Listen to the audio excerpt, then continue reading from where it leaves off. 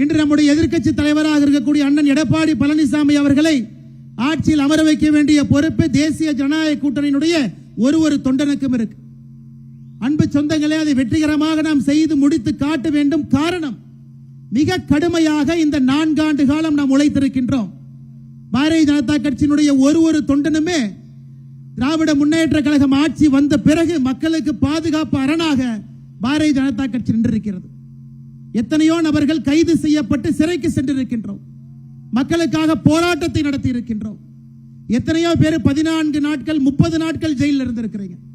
இந்த 8 மாத காலம் நம்முடைய உழைப்புக்கு ஊதியமாக கடுமையாக நீங்கள் உழைத்து தேசிய ஜனநாயக கூட்டணியை ஆட்சியில் அமர வைக்க வேண்டிய பொறுப்பு நம் எல்லோருக்கும் இருக்கிறது. அதனால் உத்வேகத்தோடு இந்த பொறுப்பை எடுத்துக்கொண்டு நீங்கள் இல்லத்திற்கு செல்ல வேண்டும் என்பதற்காக இந்த மாநாடு நடத்தப்பட்டுக் கொண்டிருக்கிறது. நம்முடைய முதலமைச்சர் ஐயா மு.க. ஸ்டாலின் அவருக்கு எதை பார்த்தாலும் பயம். ஆர்டிகல் 370 பயம், புதிய கல்விக் கொள்கை பயம், PM ஸ்ரீ பள்ளிக்கூடம் பயம். எதை பார்த்தாலும் பயந்து கொண்டிருக்கக்கூடிய முதலமைச்சராக ஸ்டாலின் அவங்க இருக்கிறாங்க. ஏன் நேற்று லோக்சபாவில் நம்முடைய உள்துறை அமைச்சர் அமித்ஷா அவர்கள் 130 சட்ட திருத்தம் 130வது சட்ட திருத்தத்தை கொண்டு வராங்க. ஊழல் செய்திருக்கக்கூடிய அமைச்சர்கள் முதலமைச்சர்கள் சிறைக்கு செல்லும் பொழுது 31வது நாள் பதவி இருக்காது. அதற்கும் பயம். எதை பார்த்தும் பயந்து இருக்கக்கூடிய முதலமைச்சரை நிரந்தரமாக பயம் இல்லாம வீட்டுக்கு அனுப்ப வேண்டிய பொறுப்பும் நமக்கு இருக்கிறது.